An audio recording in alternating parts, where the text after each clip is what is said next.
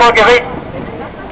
Aber die NATO ist ein Bündnis von Terroristen, die nur die Sprache der Gewalt und der Macht verstehen.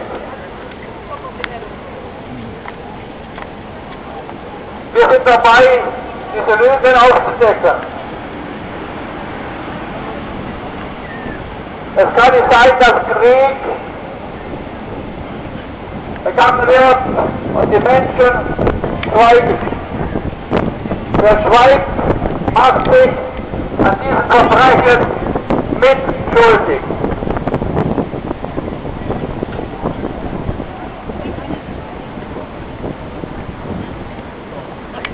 Stoppt den Krieg jetzt sofort. NATO-Verbot, das ist Mord.